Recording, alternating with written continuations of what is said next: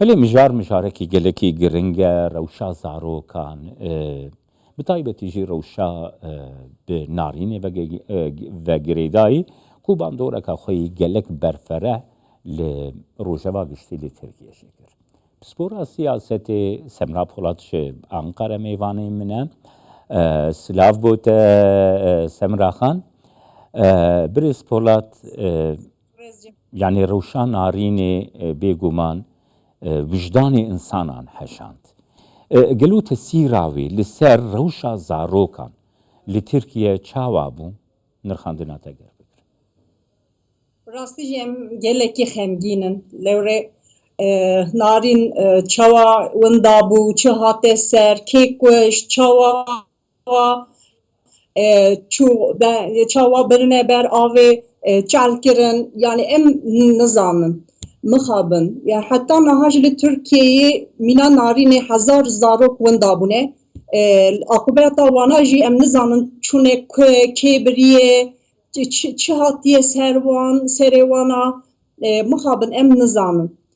Em bi ser narînê bisekinin em ê çi bêjin bi rastî jî ez nizanim. Lewre çawa narîn winda bû li ser sosyal medyayê da xelk got herkes got bi rastî jî hem welatê Kurdistanê hem Tirkiyeyê gelek milyonan mirov birsîn gotin narîn li ku ye. 19 roj winda bû narîn. Şunê 19 roj şûn de nava avê da derket. Birêz Polat mesela rewşa narînê wisa kir wekî ku te kerem kirî. Mesela rewşa zarokan bi giştî niha tê münaqeşekirin. Yani niha rewşa narînê wê yekê dike ku tesîrekê bike ku zêdetir li ser rewşa zarokan li Tirkiye bê rawestandin, li Bakurê Kurdistanê zêdetir li serwerê rawestandin. Wê derbarê de gerdîtina te bikirin. Em jî wisa dixwazin hezar zarok henekî winda bûne. Akibeta wana belî nîne yani çûne kê biriye, çawa kiriye. Lê ez hêvîdarim li narîn şûn de li bo zarokan li Tirkiyeyê da zav deng derkeve lê û êdî şûn da zar winda nabin. Winda bin jî hemen bibînin were dîtin. Xwedî derketina zarokan zêdetir bibe hem ji dwarê malbatê de hem dwarê civatê de hem jî dwarê dewletê de jî. Belê. Birêz Polat mijarek heye min dixwest ez li ser yani qise bikim. Yani mesela narînê wisa kir di siyasetê de yani bi rastî kirine mijareke siyasî yani ji mijara parastina zarokan bigire çûn derbas kirin mijareke siyasî û hîn jî bi vî awayî berdewam dike. Yani dîtina te bixwe jî li ser vê rewşê çawa ye keremkeve Birêz Polat. Sahî. Hûn jî zanin ew vekîlê Diyarbekirê Ensarîoğlu derket li ser ekrana televizyonê da peyam da got mijara wî da got em yani dizanin li çi hat ser narînê em nikarin bêjin. Yani hûn çima nikarin bêjin.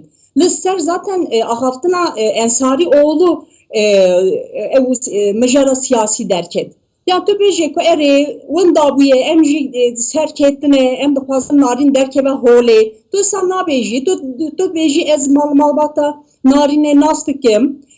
Ew winda bûye lê em nikarin bêjin çawa winda bûye an jî malbata wî ahayê wahaya ew dostê me ye ew nizam çiyê me ye yani ew mijarekî ne baş bû bi rastî jî. Paşê CHP derket, Dem Partî derket, Dem Partî ew slogan avêtin nava Diyarbekirê da dişta çekirin ew slogan avêtin hatine cem hev lê em me dixwast li ser narînê ji bo bundabûna zarokên gîşkara xwedî derkevin û bêjin ku zarê me li ku ye, li zarê Diyarbekirê zarê bi rastî jî tenê Diyarbekirê jîna, li Urfayê, li Merdînê, li Entebê jî gelek zar winda dibin. Ew çawa winda dibin. Ew diçine ku cima li Kurdistanê zarê me winda dibin. Hûn dibine ku ser adlî tıbbê derket ku narîn cikê ya jorê da ketiye erdê, yani ketiye derketiye ser zinaran da ketiye erdê, serê wê travma çêbûye, lingê wê şikestiye, paşê çawa miriye kes nizane. Yani em dixwazin li ser Gülben Ergen em pêşî xwedî derket li ser sosyal medyayê da got em giştî jî narîn li ku ye gerek ku derkeve paşê ew deng zêde bûn. Gelek aktivîst, gelek ew derhenêr, gelek mirov xwedî derket got narîn li ku ye. Heye wisa nebûya narîn disa winda bûya, me nizanibû çûnek birine ku çawa winda bûye. Hûn jî dizanin ew xuşka narîn jî winda bûye. Yani mixabin winda nebûya miriye. Lê ew zarok ya nikarbûye rûnê nikarbûye rêda herê nexweş bûye, yani zarokekî nexweş bûye. Ew ça kete erdê. Ew ça mir. Belê em hêvîdarin ku belê Birêz Polat em hêvîdarin ku zarok nebin mijarên îdeolojiya, mijarên siyasetê.